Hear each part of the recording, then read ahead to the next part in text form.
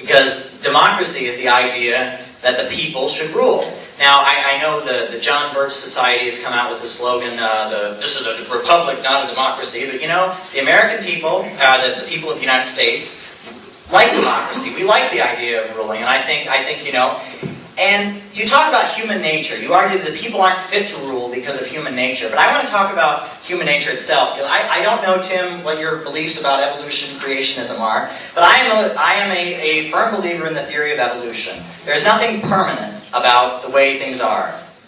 Things change over time. The way a human being behaved during cave times is not the way a human being behaves now. And it's not the way a human being is going to behave under socialism.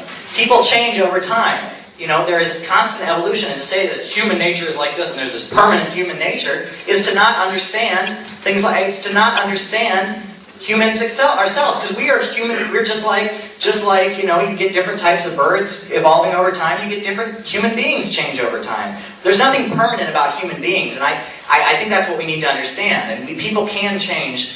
And also, you say that the competitions are driven, or the economies are driven by competition. You know, explain Sputnik. You ever heard of Sputnik? You know, that was the first spacecraft ever launched in the history of the world. The first object to orbit the Earth was launched in a socialist economy that was not run for profit, not run for human need. It was launched by the people of the Soviet Union. They launched Sputnik, which circled the Earth. Now, if there's no incentive, if everyone just stays home and watches Oprah, then why would they launch Sputnik? That doesn't make sense, Tim. That just doesn't make sense. You know, there must have been some motivation to do something. You know, I mean, how was it the Soviet Union went from having no steel industry, no healthcare industry, or healthcare industry wasn't an industry for once. You know, under socialism, it's not an industry; it's run by people. But you know, how is it that the Soviet Union was able to advance? You've admitted that they've advanced. You've admitted that these advances have been made. How were they made if competition is this big necessary thing? Competition and capitalism brings out the worst in people. You know, you talk about the negative sides of human nature. That's the worst part of human beings. You know, the negative parts of human beings. You know, greed is not a family value. Greed is not a fun thing. I mean, greed is not great. And if you run a society based on greed, is that the society we want to live in? A society based on greed? I mean, let's come up with another motivation. Let's talk about brotherhood and sisterhood and communitarian. That sounds like a much more of a value. I'd like to live in a society based on those values. And you want to talk about individual freedom, you know. There are many people in the history of this country whose rights have been suppressed because they came up against this society. To say that capitalism breeds individual freedom is false. You know, in this society, let's take, for example, you ever heard of COINTELPRO? Anybody heard of COINTELPRO? That was a government program designed to suppress the left, okay?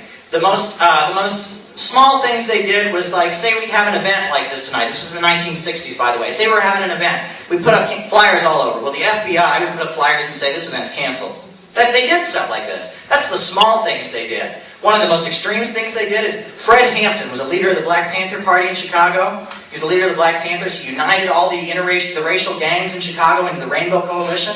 And what did the FBI do? And they admit they did this fully. I mean, the files have been released. They gunned him down in his bed with 200 bullets.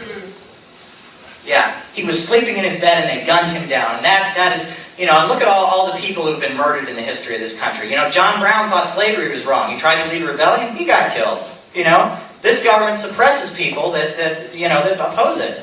You know, Larry Hales, a member of our party, he was in his apartment, minding his own business. Cops busted in, 10 cops, threw him to the ground. I mean, you can read the account of it on the Troops Out Now website. This man's been brutally suppressed. There's people here in Cleveland, you know, who've been suppressed. You know, Carol Fisher, a member of the Revolutionary Communist Party, another party. She was out distributing leaflets. The cops attacked her. You know, the state is always reinforcing the status quo, and to say that capitalism, you know, breeds freedom and everyone's going to be free under capitalism, the rulers of this country, the rich people, the bosses, the people who own the banks, the factories, and the means of production, they're not going to just sit by and let us vote them out. You know, there is suppression of people like us, and to say that you know, capitalism is this free society where there is no repression is just false. Thank you.